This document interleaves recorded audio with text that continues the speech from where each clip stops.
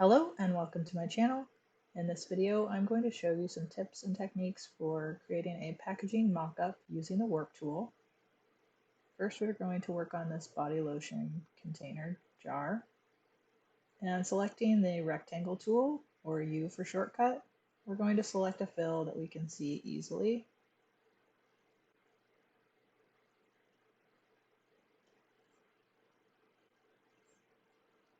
And create a rectangle approximately the same size as your label.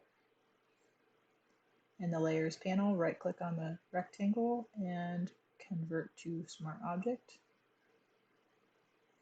Now we're going to decrease the opacity so we can see the underlying label. Do Command T to transform. And up here is a warped grid icon, which will allow you to click and drag here at the bottom to adjust the handles and the bend. Hit return to place that. And double click into the Smart Object to place your graphic.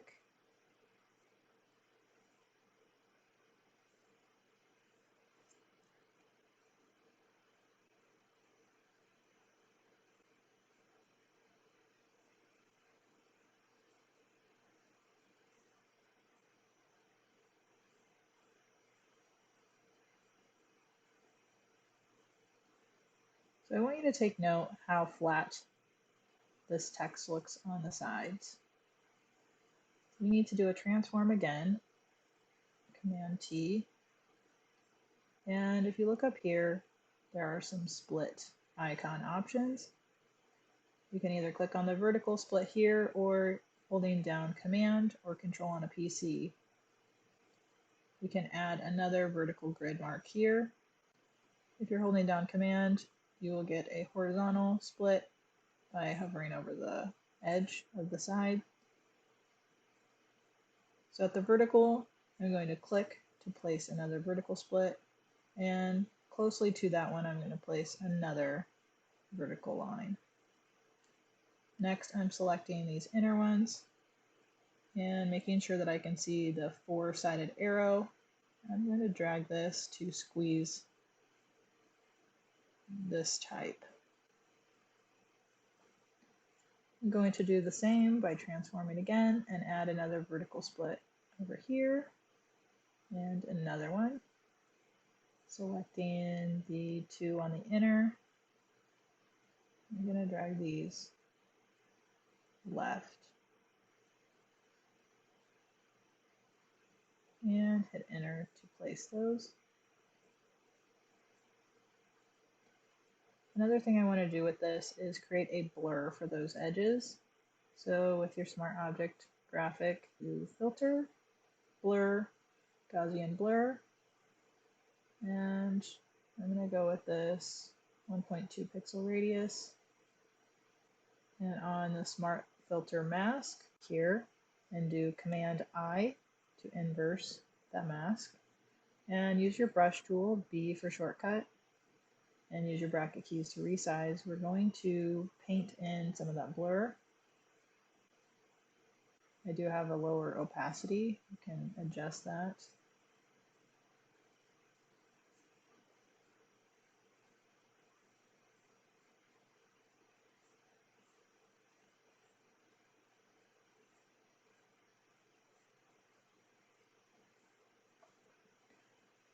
Once you're happy with that, what we're going to do is we need to copy the shadow layers.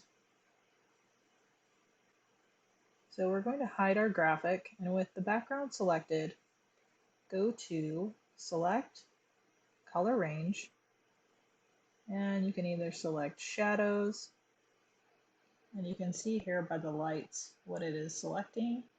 If you need more of the shadow selection, you can use your plus and drag this to get more or less of the shadows. Go ahead and click OK. And we're going to copy this with Command J and move it to the top. Turn back on our label And you can see here are all the shadows. I'm going to apply multiply blending mode, and holding down Option and hovering between the layer and the graphics, I'm going to click to create a clipping mask and bring down the opacity. And if you'd like to reveal more of the white, you could create a mask on that layer or create a highlight selection and remove part of the shadows. Next, we're going to create this scrub tube. I'm going to draw a rectangle again.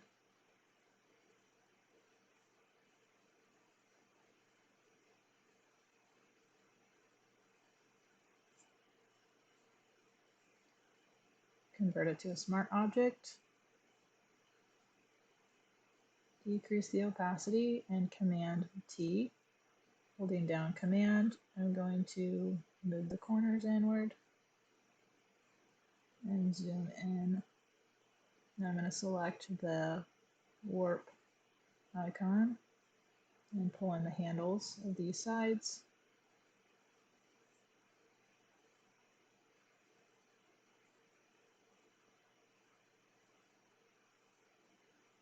I'm going to apply the tab graphic separately.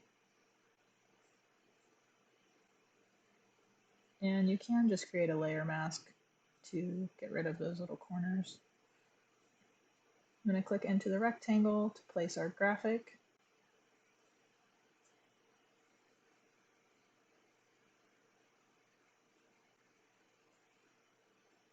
Save.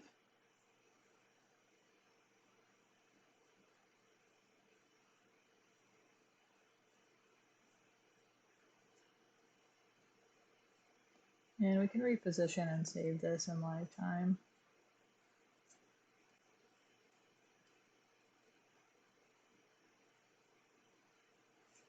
You may need to adjust your transform layer again.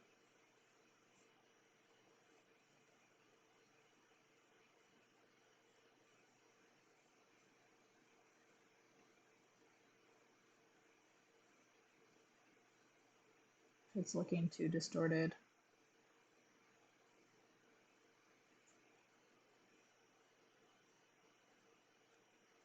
And I'm going to apply this tab separately since it's pretty flat. So I've already created a layer with the shadows. So what I'm going to do is group my new graphics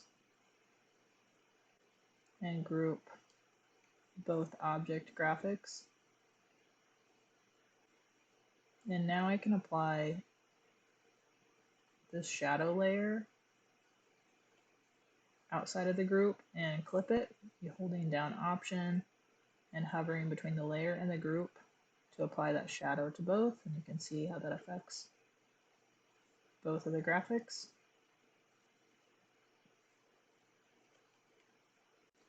So you can fine tune this as much as you need to.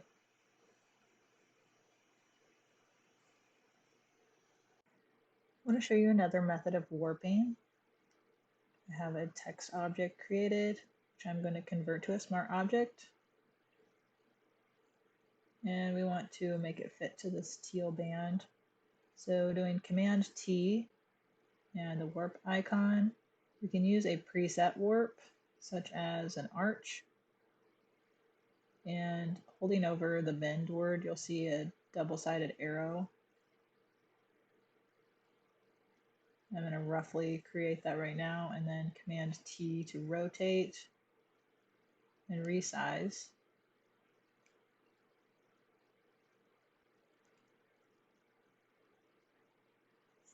So let's do that warp again and the bend.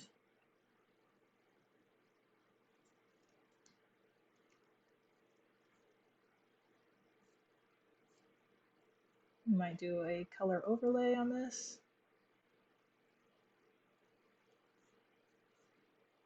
And we can also add a bevel. Sometimes these are embossed. This is on emboss, and you can adjust the depth and the size. You want it to be chiseled relatively hard.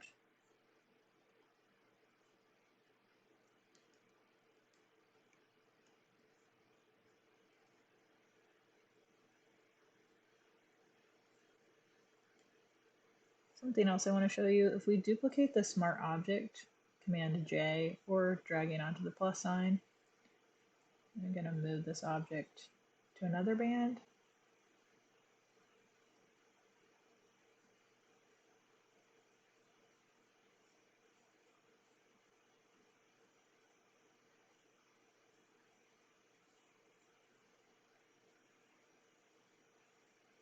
And you can see that if we change the smart object,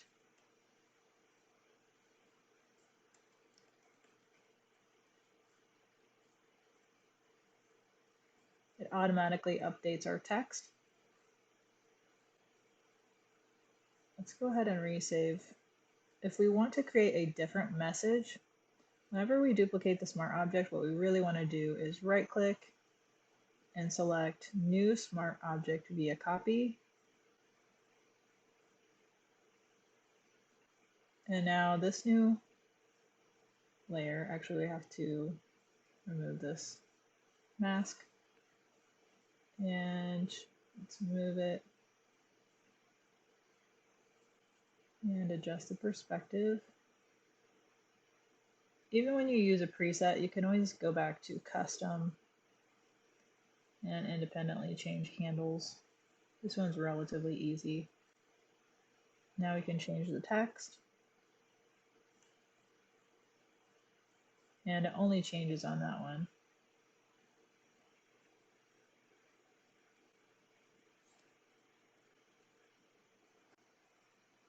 If this video helped you out, please like the video and subscribe. Thanks for watching.